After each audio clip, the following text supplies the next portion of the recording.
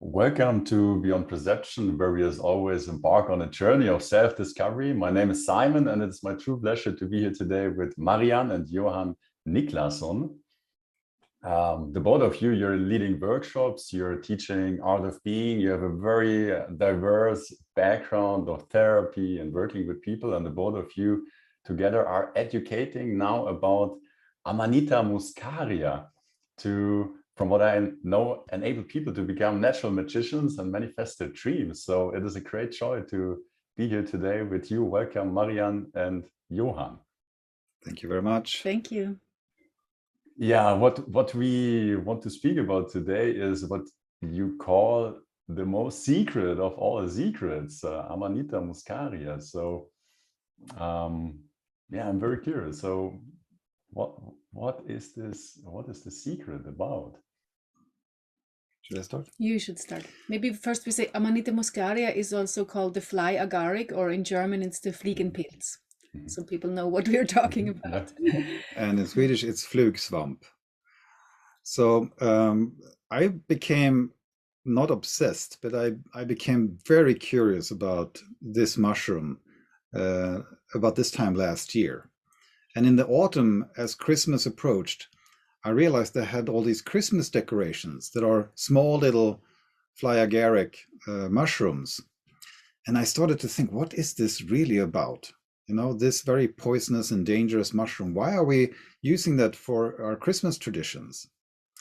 And I am not really for use of drugs, or that has never been interesting to me. As a background in osteopathy, I want to be living a healthy life, and I don't want to stray aside from things. I want to have natural experiences. So drugs or mushrooms or other types of chemicals was never interesting for me. I thought of it as something that is cheating the system or distracting you from your real true inner development. So I never really was gravitating towards them. And therefore also this as a mushroom, it was like questionable to me. What is this about? So I started to do some research, and October and November and December, and it was like a rabbit hole opening with more and more secrets being revealed. And it was absolutely fascinating to see that this mushroom and the effect it has on our body has been so profound and so important through human history that it has most likely given rise to our main religions. And when you start to research this and you start to find it, you see that there has been books written about this since the 70s, and I was unaware of them. I thought of myself as, oh, I know everything about New Age. I know everything about these authors and all these theories, and I've heard it all. You know, being a publisher of a magazine and so on, we've seen a lot. But this was something that has never been on my radar before. And when looking into this mushroom, it becomes clear that it has substances in it that are made to interact with the human brain. There seems to be no other reason for them to be in this mushroom than to interact with the human brain. That's a very strange thing, I think. And when you start to look at what is happening now in the world, this mushroom is starting to become more popular again, or it becomes used again as it was in the ancient past. So people are starting to ingest this mushroom. They eat it, they cook it, they make tea out of it. They start to make old recipes like soma and what we call the holy wine out of this mushroom.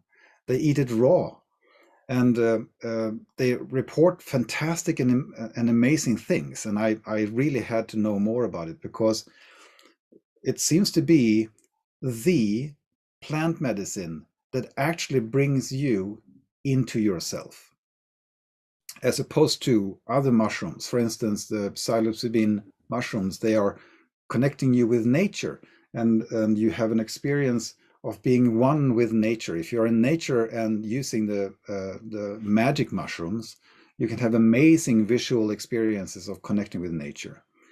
This mushroom, however, the fly agaric, it brings you into a deep connection with your inner self. And there are very few things in nature that we know of doing this, but each continent have its own way of doing this. And looking at what it does in nature, the mushroom that we see is just the fruiting body. And there are only about 20,000 mushrooms that have fruiting bodies. But there are over 1.5 million types of mushrooms in nature. It's an amazing kingdom of beings or living entities. The biggest part of the mushroom is the mycelium that is growing underground. And when you start to study it, you can see that today research finds that mushrooms are actually communicating with each other through the mycelium underground. And not only that, they can let plants and trees communicate with other trees as a form of an underground internet, or maybe the original internet on the planet. And it's just becoming more and more intriguing the deeper you go into the issues of the mushroom. And the element that we have been focusing on is the effect it has on our nervous system. If you look at the nervous system, and if you could isolate that from everything else in your body, it almost looks like a tree or a root system spreading through your body. And in some way, I can't explain how, the Amanita Muscaria is helping your nervous system to rearrange itself or to find new pathways, just like the mushroom does in nature. And the effect it has on our psyche is that we actually have an opportunity to change our personality. The personality is something that our little essence, when it's born, starts to dress itself with to be able to interact with the world, to respond and react to parents and family and the world around us. And the personality is supposed to be a tool for our essence, that part of us that incarnate, to be able to experience the world and give its gifts to the world and manifest its life in the world. Modern life makes this very difficult because when we start to go to school at the age of 6 or 7, or maybe even kindergarten these days, focus is made almost only on the personality. So the personality gains development and grows and grows. And it doesn't take long until we believe that we are our personality. We identify with it. I am my feelings. I am what I think, instead of saying I have feelings in me or there are thoughts in me. And this battle is something that you shared yourself, that you have been in, that your personality becomes very established and developed and gets a life and have all these things that one should have and does what it do to survive. But essence is usually neglected. So normally in psychology, when you start to work with yourself, you dive deep through your personality, and in there somewhere you find essence, and usually in the form of the inner child, because it's not developed. And there is a possibility to develop the essence to become just as capable and grown up and mature as personality. And of course, this dilemma is not new, it has always been like that through all ages. So these ancient schools all had some kind of method for you to find your inner self, to disidentify from the parts of your personality and identify with your essence, and then gradually gain control over your personality and arrange your personality to become a tool for you to use. And I have been studying such schools, and I have been diving deep into the fourth way, for instance, with the Gurdjieff and Ouspensky teachings, that is doing exactly this. They're trying to help you to disidentify from the parts of your personality which are really not you, and identify with your essence instead. And that work is known to be extremely rough and extremely difficult. And we call the Amanita Muscaria the secret because it seems as if that type of work can not only happen, but most likely can only happen properly with the assistance of Amanita Muscaria. Sorry. Bless you. So the Amanita Muscaria. It looks like it's frozen. Is it? Are we actually? Can you hear us still? Simon? Yes, I can hear you and I can see you. Your photograph is your image is frozen. That's why we're asking. Sorry, you look so attentive. Yeah, you look. No, I'm very focused. Super focused. So, and also in the work with ourselves and in all this type of aspirations of getting to know yourself better and self-development and spiritual development, all of this has to do with change. You start somewhere and you want to go somewhere else, and you have to do this journey. And it seems as if this mushroom, throughout the ages, through millennia, through millions of years, have been closely connected with us to assist us in this or be a part of this work, because it does help us to rearrange our personalities. Because that's what you can see happening when one starts to use Amanita Muscaria in your life. Suddenly, you become aware of the different layers of yourself, your inner self and the personality layers.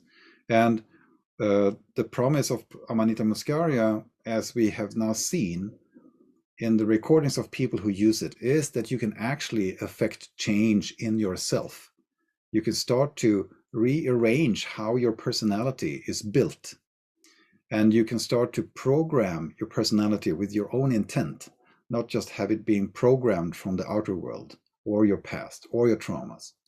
And this is, of course, a fascinating aspect for us who works with personal development and group work, that suddenly there is this secret or sacred missing element that makes this work much more easy and possible and factual and actual. Maybe I should do the vitamin C thing. Yeah, so just imagine that the world was living without access to vitamin C. So everyone would be more or less sick and not have such a long lifespan, because we were missing this crucial element. There are so much that our bodies cannot produce that we need for our survival, that we need to live a healthy life. Proteins, fats, vitamins, and other things that the body can't produce, we have to take in from the outside. And now we're playing with the thought that maybe, just maybe, this mushroom that is so clearly invisible in nature can have been an integral part of our development, something that we need to eat just as much as we need to eat vitamin C to have a proper, solid, and healthy development. So this has been our angle. Can I come in there just for on that note? When it comes to what Johan was just describing about the work with the personality, what we experience and also learn from others is that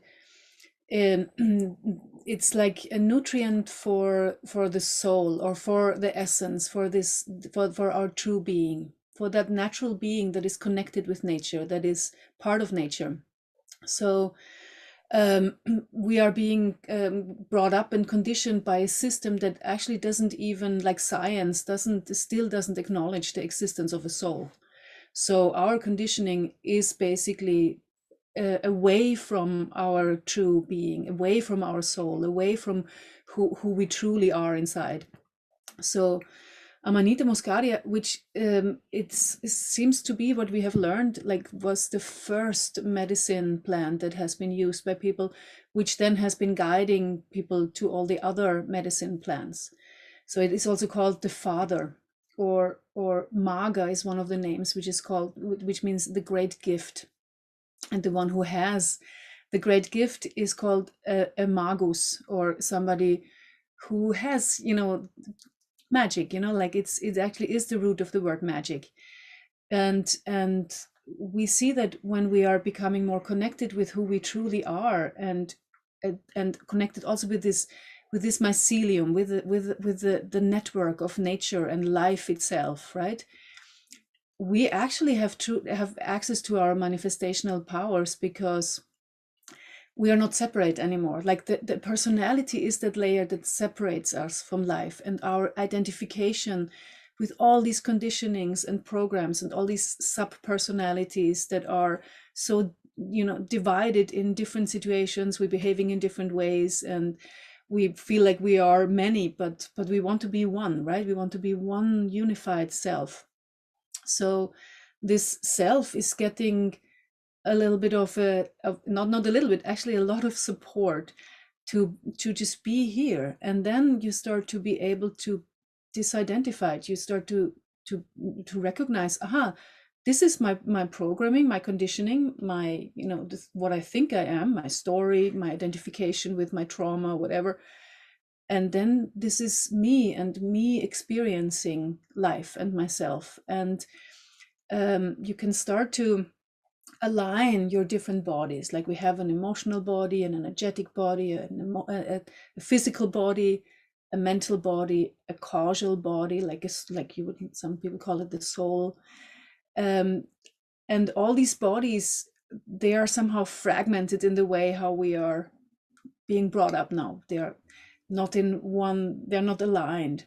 So one thing that Amanita Muscaria can help is that inner work of aligning all these bodies, becoming more unified, and therefore becoming much more powerful in your manifestational work. It's not a magic pill. It doesn't do the work for you, and it also shouldn't, because there is the law of free will. So it's still your decision how you want to, what you want to manifest, how you want to live yourself, how do you want to, what is the highest part of yourself that you want to, incarnate here. And do you listen to your soul? Do you want that? And then also the work, you need to do it yourself, because the law of self-activation is also in place. But it gives that being the nourishment that it would need to be able to free itself, and from something that I, for myself, experience a lot of the time as a prison. There's like stuff that I can't, I know that I want something else. I know I understand things in a different way, but then through my conditioning, through my nervous system, through my identifications, I am basically locked in set behaviors, and there is resistances I'm not even aware of that are keeping me away from manifesting what I really want. So Amanita Muscaria helps to make everything much more, like, brings more plasticity, brings, like, loosens up this very, crystallized structures in our nervous system, in our brain, and makes it possible to actually change from within in a very real way how we experience it. So I think most of us have tried to go into states of change. We have tried to change behaviors or patterns that we are stuck with, addictions and behaviors or life situations that keep repeating themselves. And I think most of us can say that, yeah, that's not actually really easy. One can do it, but it's not easy at all. And it seems as if the substances in the Amanita Muscaria, and maybe there is a spiritual element to this too, like the spirit of Amanita Muscaria, the spirit of this being that has been on this planet longer than humanity. Maybe that is also playing a part in connecting us or our being or our soul with the greater nature. So, of course, it would look strange to people who don't have this connection to see someone who has it, a maga or a magician, who is using his words to manifest things in reality. It would look like the magic that we know from movies, right? Where it's very strange and odd and shouldn't be able to happen. But if you're aligned and your orders come from your own soul, and these are traveling through your essence, through your personality, and in connection with nature, in connection with the spiritual aspects of nature, then things manifest in a way that they don't do otherwise. And this is what gives the rumor or these hopes of coming into your natural, magical, manifestational power. That is not strange at all. It's just how things are supposed to be. And I know many people coming into this life and they look around and they say, what is going on this planet? Why is everything so hard? It's supposed to be easier. It's supposed to be much lighter to think the good things and then have them happen in your life. But without this secret, without this sacred element, it becomes much more difficult. That's my conclusion at the time, at least. So, and also when we talk about this, we don't want to have anyone believe that we know the truth, that this is the ultimate truth. This is an area or a field of exploration and investigation right now. And we are reconnecting with what the research that has been done all over the world, and also in ancient times and other cultures, and with the people in Siberia, the shamans and so on, to learn more about how this has been used in our ancient past. And when you start to look at it, it's quite fascinating to see that it actually seems as if the main religions that we know of, the ones that came before Christianity, and even the Catholic, Roman Catholic Church, and all of those big religions, have as a core element this mushroom and what it gives you. It gives you power over yourself. And of course, if there are time periods in the past where this was openly used, then you see all these temples and you see all this imagery of people having mushrooms coming out of their head, or this symbol of the cap of the mushroom over your head as a gloria. All this symbolism goes through history in statues and in paintings. And if you see that these periods have been there for thousands of years, maybe uninterrupted, there has also been periods where this mushroom was kept a secret. It was kept a secret, maybe, or most likely, for several reasons. For instance, since it gives this manifestational power, those who keep it a secret might want to keep that power away from bad people who will abuse it or get power over other people instead. But it can also be those people who are in power, who want to keep manifesting their own version of life on this planet. And they don't want anyone else to have access to manifestational power. So then they, during certain periods in time, keep it for themselves. And it appears as if you're coming out of one of these periods right now, because the mushroom and the use of it is appearing on all continents. It's not just here in Switzerland. It's not just in America. It's not in Russia or Lithuania. It's happening everywhere, because this mushroom grows all over the planet. And sometimes I get this image from this scene in the Lord of the Rings where the trees uproot themselves and join the battle. It's a little bit like that.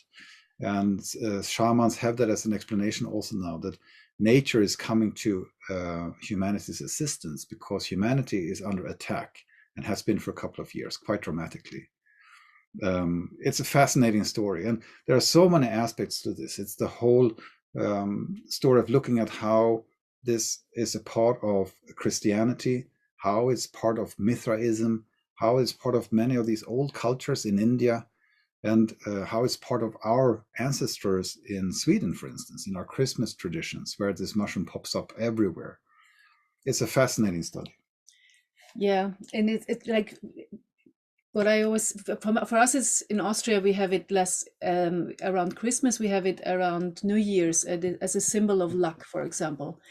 So funny to think that it's listed as one of the most poisonous mushrooms that exist. That's what I know about it. Yeah. Exactly. And this is what most of us know. Stay away from it, don't even touch it. And so, but we all somehow accept it as a symbol of luck. You know, that is like at Sylvester in my country, you get a little bit of a little Amanita. It's on all the Christmas cards, and so from the old times especially. So there's something about our subconscious that actually is kind of like completely accepting it and not questioning it at all, because it has been so deeply part of our culture and our history. The whole Eurasian continent, all the different old religions have been in some way using it.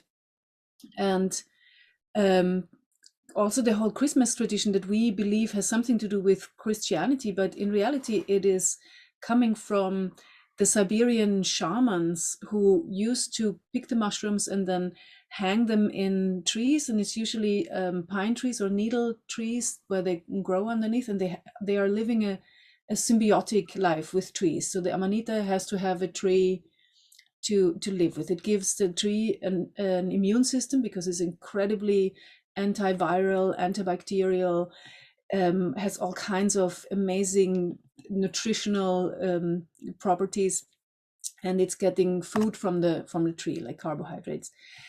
So they picked the mushrooms, they hung them in the tree to dry, because the drying process was one way of conserving them, but also it converts one of the substances that has a little bit of an irritation. It can be irritating to the stomach. You can start to vomit or get cramps. So that's being transformed into another substance, into muscimol, which is more the psychoactive substance. And it's not psychedelic like the psilocybin mushrooms, but more psychoactive. It actually works with your psyche in a lasting way. And so we have that Christmas tradition of having something hung in the tree. So that's why we bring a tree into the house. The whole Santa Claus story, it was the Siberian shamans having these mushrooms, these dried mushroom caps in their bag, and then going to the people in the village. If the yurt was snowed in very much, they had to put it into the smoke hole. So there we have the whole chimney thing, Santa coming down the chimney with the gifts. They were sometimes hung up to dry still in the yurt. And then like they would do that at the solstices, like the summer solstice and also the winter solstice. And then you could eat the mushroom either together with the shaman, or probably they did it together with the shaman. I don't know how they did it. We don't know that much about this, how they did it in the past. But then you could ask for something and you would meet. There's always the report of like little beings like gnomes or elves, and also that is in all our symbolisms. We have the gnomes in the Nordic countries, or the Christmas elves or so, so also that we have, it's right here in plain sight, right? But we never question, why do we have elves and gnomes around Christmas and around Santa? So it's said that then you meet those beings and they give you instructions on how to manifest what you want, and how you have to behave, and so to get what you want, or to be who you want to be.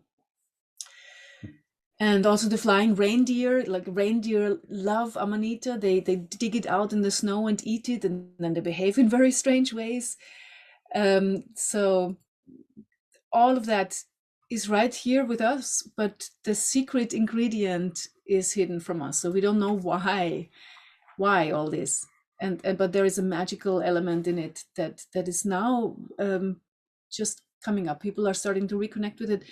And interestingly, in a way that like in the past, it was more really in rituals and ceremonies where people had got like a divine inspiration or a lived experience of divinity. They were also using it for prophecy, like in the oracles in Greece or so. There was many cults around it. There was like ecstatic dance and poetry and art, and all these things actually come from these lived experiences of a higher consciousness, of a deeper connection with life. And how people are now starting to use it is with microdosing. So they're starting to eat like every day just a little bit, which is below the threshold of actually having that you would be very much influenced in your normal consciousness. You can still do everything you need to do, but it's still like in an incremental way works with your system. And it's an adaptogen, so it works with everybody differently, because everybody has a completely unique setup and a unique situation in their bodies. And it adds up over time. So you actually over time need less and less, because it builds up in your system. And then from time to time you can take higher doses, have a different experience. But it seems like for our modern world, the microdosing is a very good way to work with it. I come from doing a lot of ceremonial work with plant medicines, and it's usually very strong and it's like opening your mind so much and giving you like a very intense and wonderful experience most of the time. But the integration can be a little bit of a tricky thing, because my experience is often you can stay open and aligned and connected for quite a while, but then at some point your conditioning will kick in again, and the personality is kind of like closing in on you again, and you find yourself, oh no, I'm back in this shit, I thought I have left it behind.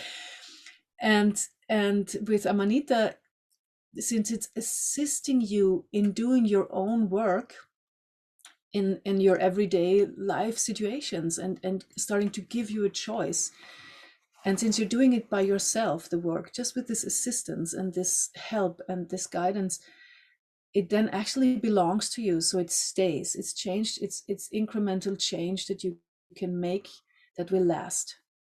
This is something I find really fascinating, and that I'm also experiencing. Like there's some things inside that are changing on such a deep level that I haven't been able to get to with all the work that I've done. There's been stuff that has been like locked, in the deep writing of my code, like pre-birth conditioning, like very, very early childhood imprint that you naturally are identified with. This is who I am. I had such and such a birth or childhood, whatever. And it gives you it leads you to these places, and helps you to re-experience, but in a very gentle, very friendly way, and then helps you to disidentify. At least that's how I'm working with it. I'm sure everybody, depending on what kind of toolbox they have acquired in their life, work maybe a little bit differently with this opportunity. But I find that that has been very magical for me, to be able to disidentify. And the moment I have the erkenntnis, I'm starting to see something. I come to see, this is not me. I am me, and this is my conditioning, for example. There's something about my whole state that changes.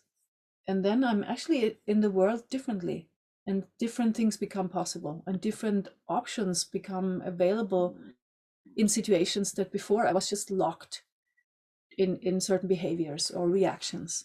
So I'm starting to become able to respond and choose. So who do I want to be? And this is where the whole rewriting that you for becomes so important, because there's a level of healing and of realignment, but then you start to come into a position where you actually are responsible of what you choose, and how do you want to form your personality to serve your essence, to become the interface with the world that can really have an influence on your outside world, like you were saying before. Like, so how can I contribute? What is my gift to share with the world? Instead of be locked in this inner conflict between my true being and my personality, I can start to make the personality the servant of my highest self, and say, okay, I want you to manifest a great, whatever, a great time for everyone around me. Or, I want to be a good partner. I want to, become healthy and have the means I need to live. I want to be kind. I want to look at everything with the eyes of love, however you want to, whoever you want to be. And suddenly it becomes much more possible. Okay, so I've been fiddling around here because I have a few images I would like to share. Is that okay? Yes, absolutely. Please. Yeah. We're traveling around now in Switzerland doing a presentation about Amanita Muscaria, and we are trying to show the history as we have found it, and traces of it in ancient history and religions, and also some other things. So I will see if I can share those images on screen with you. You have to tell me if you can see it. Yes, I get it. Yes. Okay, good. So this is an image of statues and symbols being carved out of stone and other items.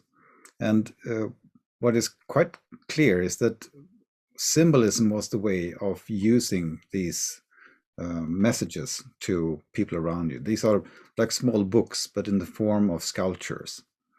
And symbolism is quite important. And I've made arrows here to show that the mushroom has been shown to be connected with the head, or grow out of the head, or be behind the head in many of our ancient cultures. It's a way of showing that people are using a mushroom and what we believe to be the Amanita Muscaria to develop. They also used the psilocybin mushroom or different mushrooms in the ancient times. So sometimes you see very clearly that it's an amanita. Sometimes it looks more like the blue mushroom, the psilocybin mushroom.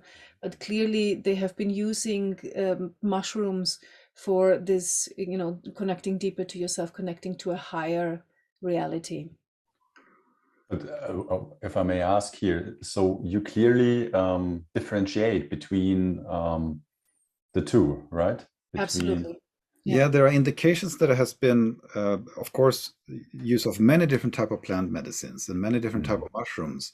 The one that seems to be the real core one is the Amanita muscaria, the fly agaric. But then other mushrooms were also used, but for different purposes. It seems as if one has to start with Amanita muscaria, and then one can use other type of plant medicines to expand your consciousness in different directions. But as Marianne has mentioned before, Amanita muscaria seems to be building upon itself. So you reach a certain level and you stay there. You don't fall back.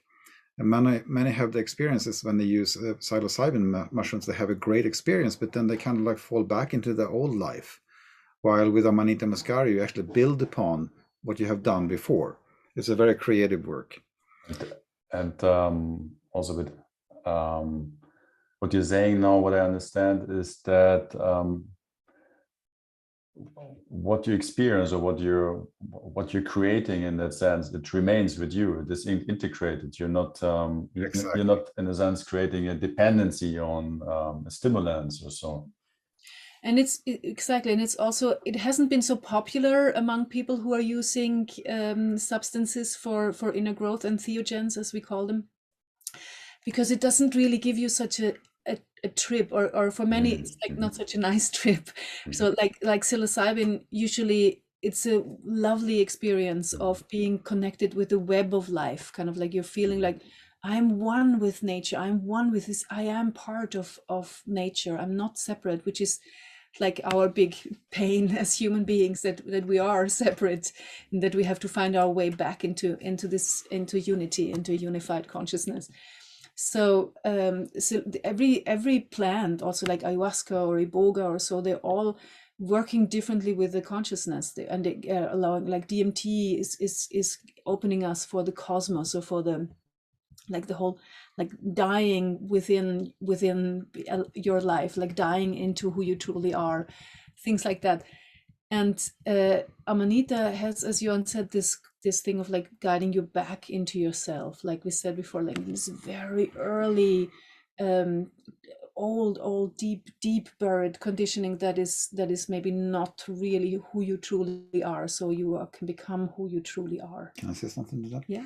Because we talk about essence and personality, and that is very schwammelig, you would say in German, right? If you can't define what it is. And many of these things you can only define after having an experience of the difference. But let's say that personality are those reactions that are built upon experiences in your life. And personality then is actually written in your nervous system.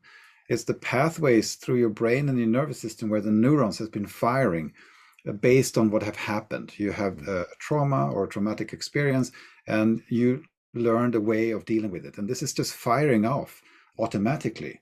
It's really like a robot. It's like a machine. It's just a computer program firing off in the same pathways. And then you can have a trauma, which is like an inflammation in the system, and it keeps being there. You can't really do anything about it. You approach it and you want to avoid it. And that creates new patterns. You become an intricate machine of avoiding pain, basically. That's what the personality is trying to do. And most of us have compensating for the tension, right? Yes. The personality is serving the outside world more than the essence. And that is what we have seen now, that you can actually shift this so that the personality becomes a servant of your essence instead.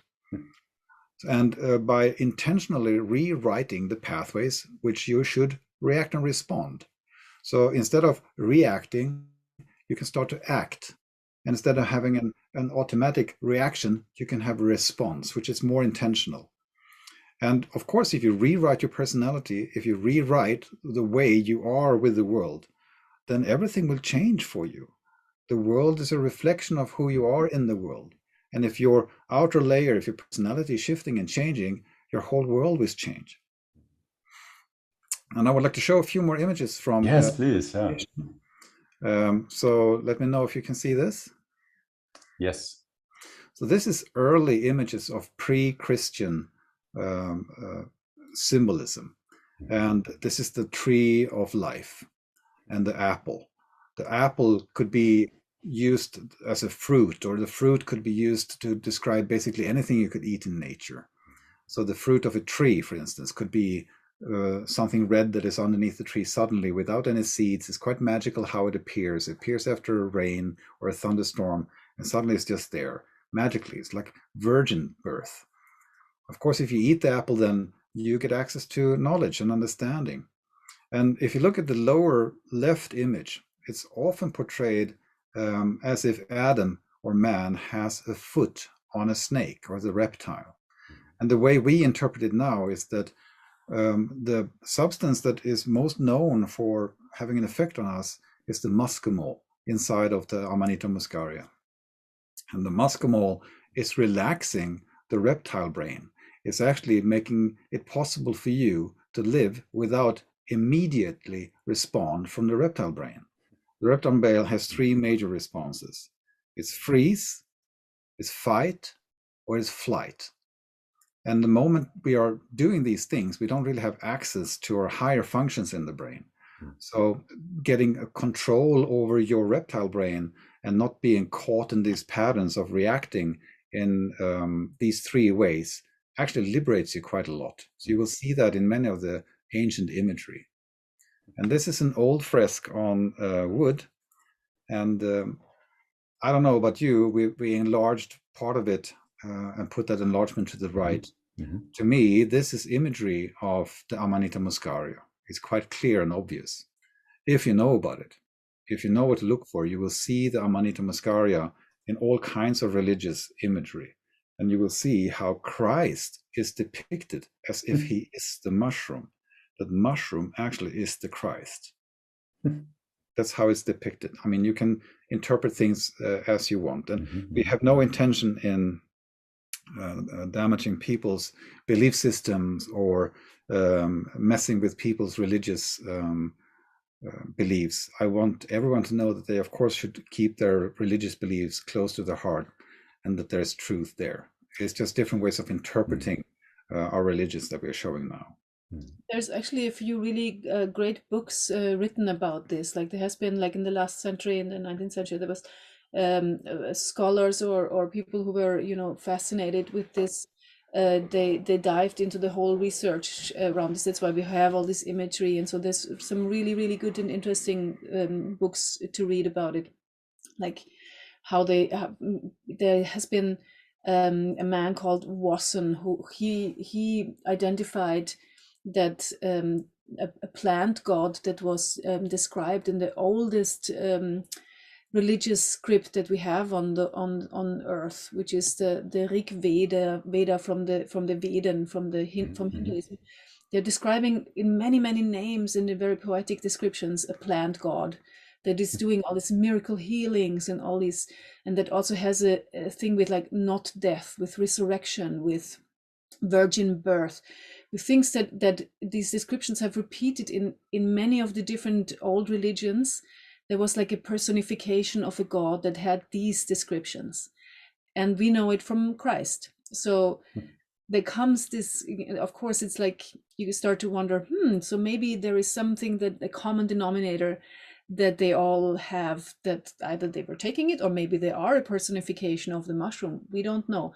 We just see it being in all these statues and pictures. There is the symbolism of the connection with the mushroom, either people eating the mushrooms or even being the mushroom. So yeah. So there is this interpretation of the word the flesh of God. In old times, that was what you called the flesh of the mushroom, was the flesh of gods. And then you have the saying, you can actually produce wines from the Amanita Muscaria. In ancient times, wines did not have alcohol in them. They were spiced with spices and different types of elements, and one of them were the Amanita Muscaria. And when Amanita Muscaria is put in wine, you can call it soma, you can call it the holy wine, but it was drunk, and you would get these active substances from the mycelium into your system. So there was a holy wine. And then it suddenly makes sense with some of these images that you have from Christianity, where he says, eat my flesh and drink my blood.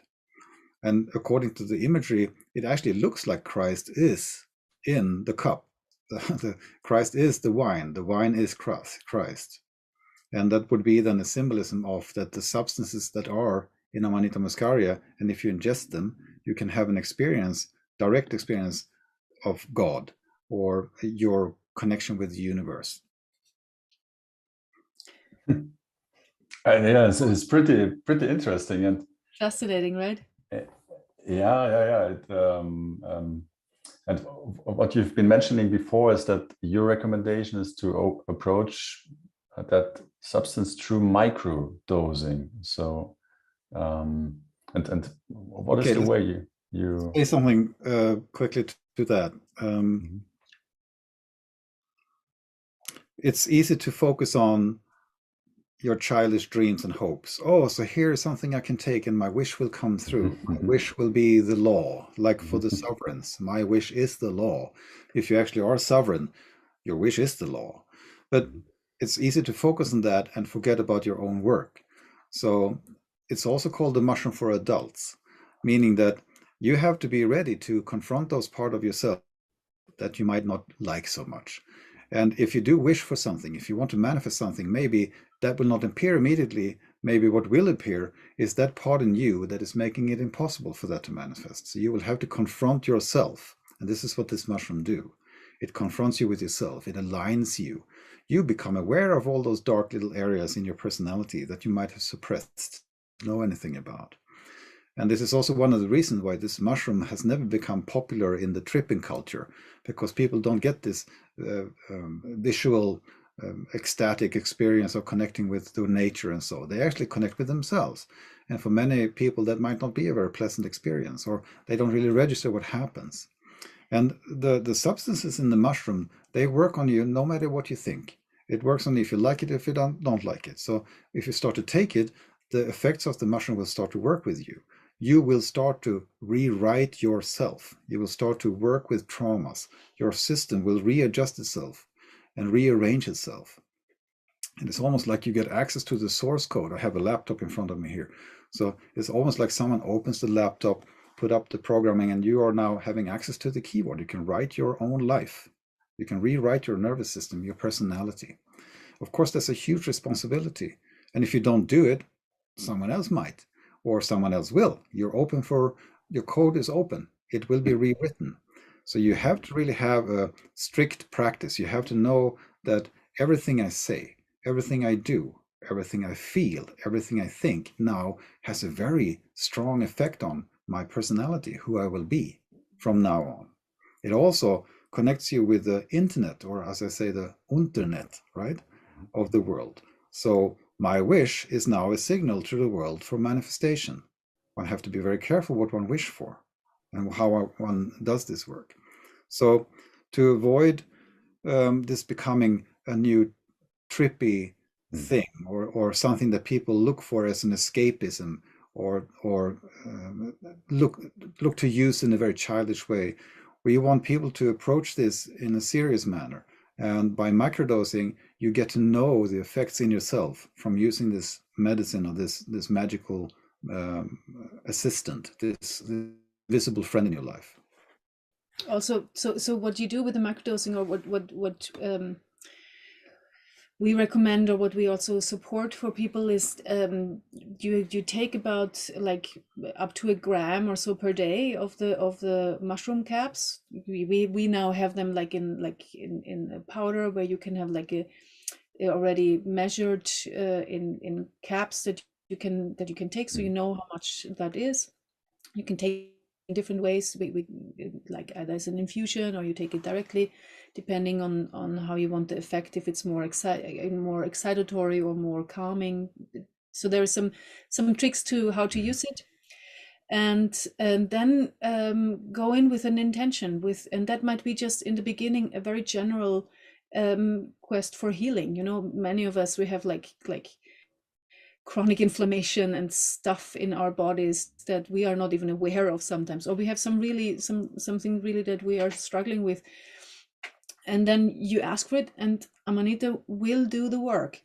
It might just look very different than from what you expect. Like our mind has all these expectations of how things are supposed to manifest and in what time frame, and so The recommendation is at first to do this like for 1 month.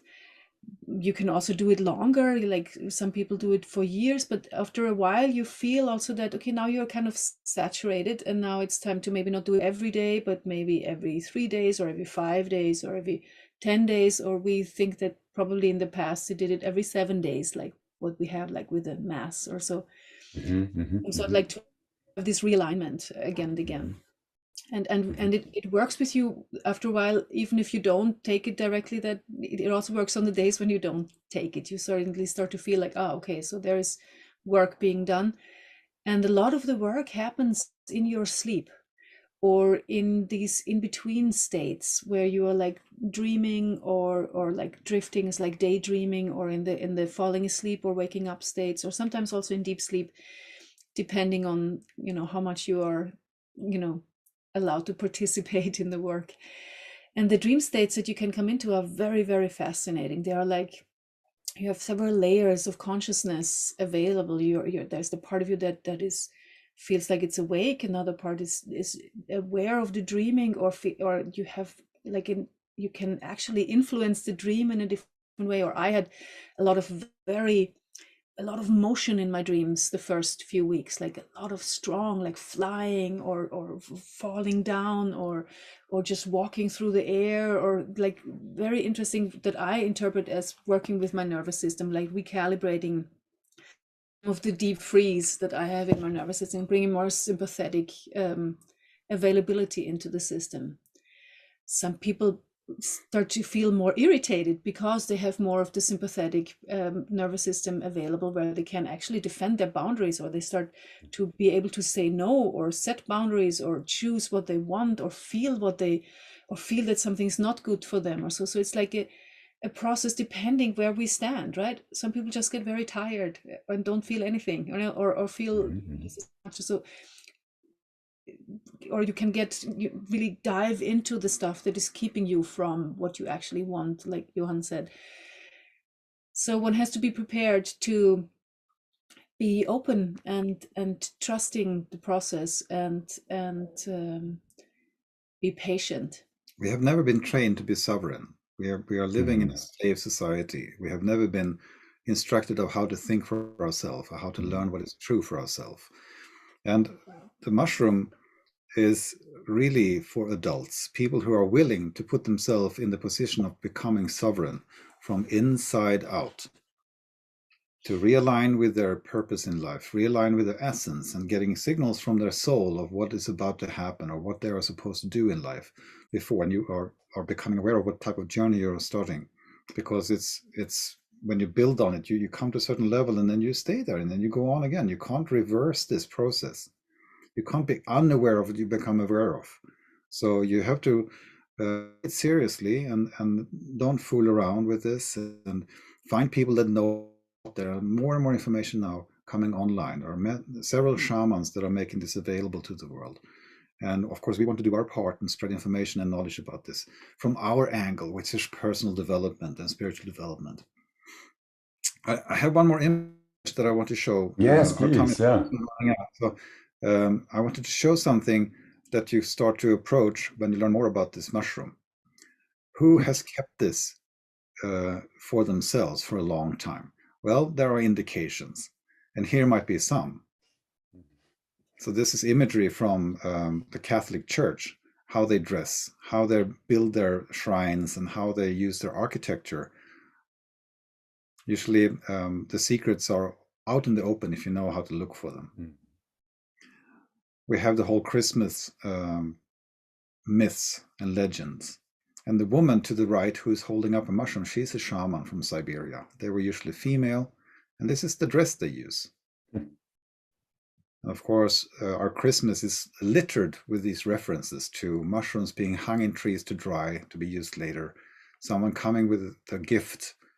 The gift is growing underneath the tree.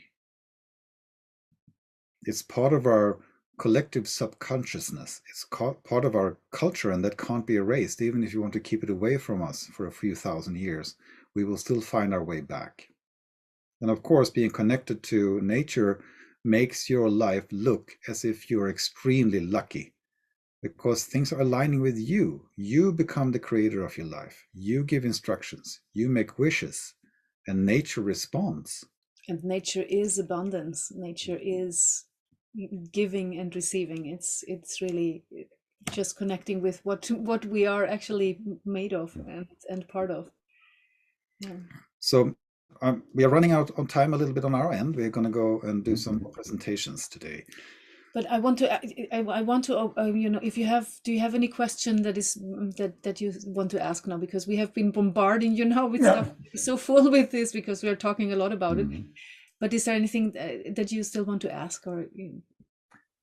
Yeah, first of all, thank you so much for sharing your perspective and also those information with us. I was listening very curiously and interested, and it made a lot of sense intuitively to me. So I had my own psychedelic experiences, and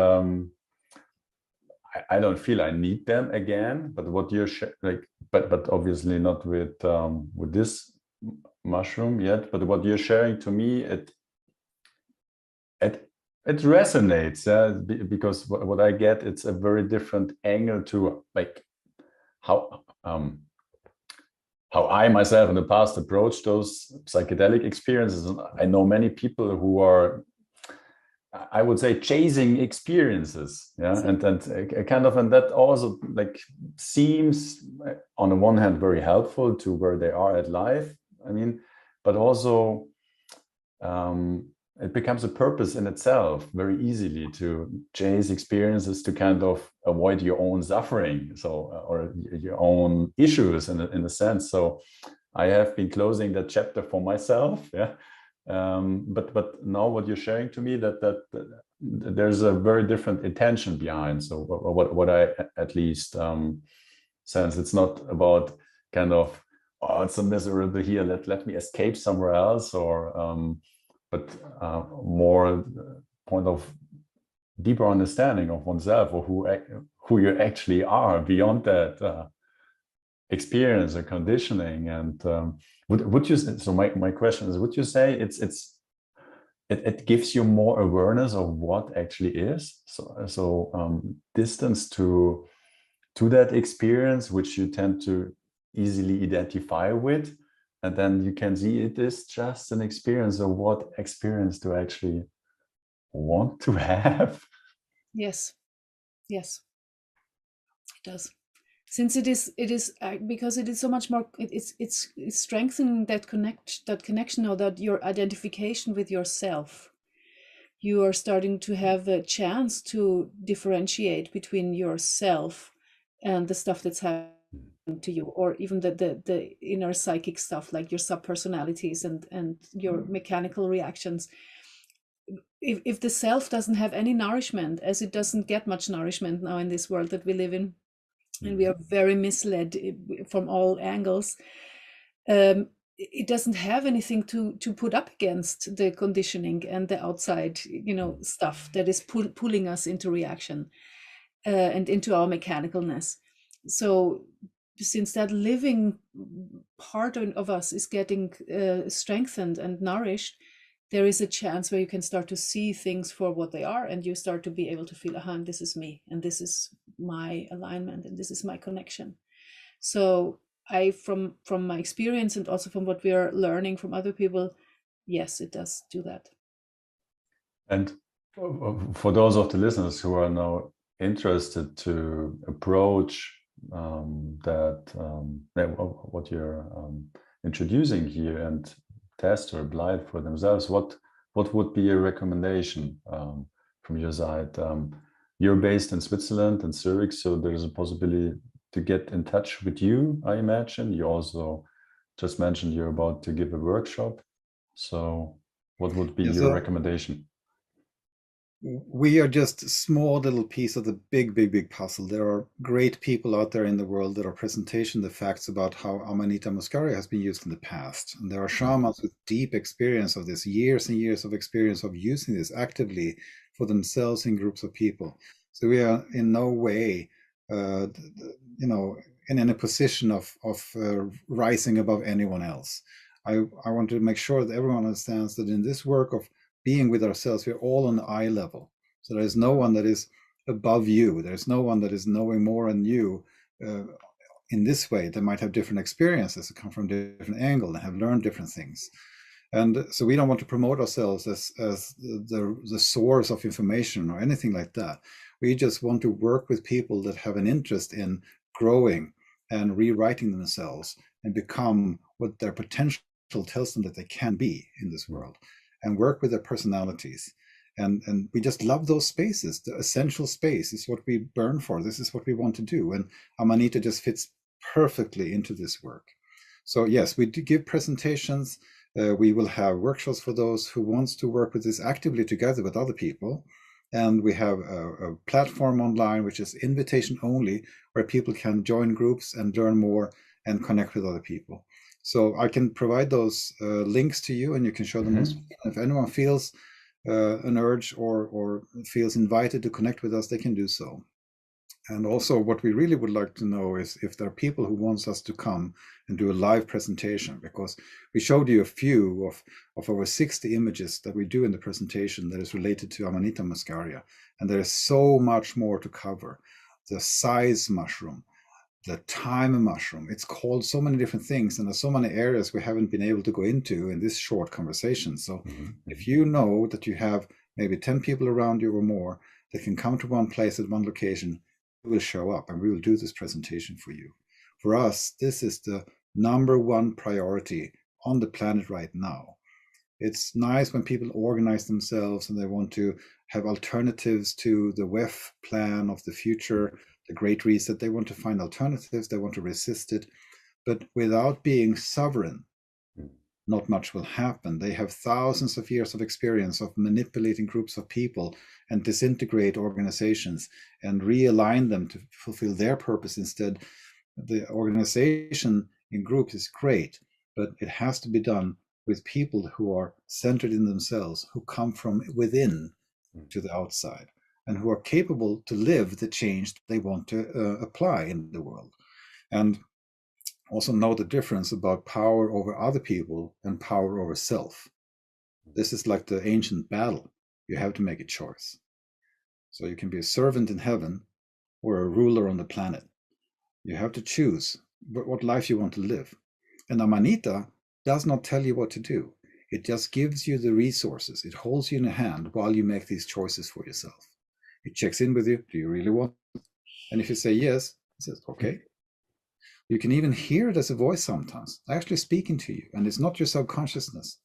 It's an outside spiritual entity of, I don't know what it is. We are still discovering these things. Yeah, what you're sharing resonates very much with my own discovery. So many people are reacting to that proposed agenda out there, but by being in their reaction, they're actually still perpetuating the same consciousness of control and projecting your strengths outwards. And therefore, thank you very much for sharing these. This very important perspective and also the information today. So yeah, thank you, the both of you, for taking the time to be here and speaking to us. And I will gladly share any links you want me to share with the conversation. So it will be here down there in the show notes. Yeah, thank you again. Yeah, true pleasure, and really great being here together with you. And yeah, hopefully we see each other another time. Yes. And yeah, thank you all, also to you, dear listeners, for being with us, being open, curious. All the best, and see you next time.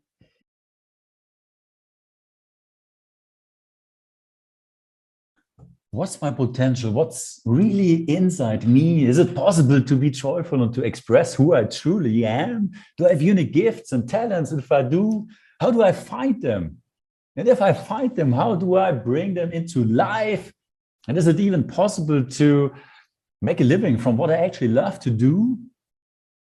Those were some of the questions which drove me now more than a decade. And I don't want to give you a definitive answer, but I learned very valuable principles on my quest that helped me to discover who I am and to bring what I am actually into this life, beyond expectations, beyond conditioning, beyond limiting or self-defeating negative thoughts. And now I want to be the bridge and pass those principles on to you, and not only remind you with my words, but actually enable you to discover and experience that for yourself, real self-discovery, that you are a wonderfully creative being, a genius in the truest sense of the word, and you have the potential and the possibility to unfold what is actually in you and set yourself creatively free. This is my mission. Very important, please don't believe my words or possibly your own skeptical thoughts, but check it out, experience it for yourself, and take part in our next seminar, Structural Creativity. More information here. I'm really looking forward to set your creativity free.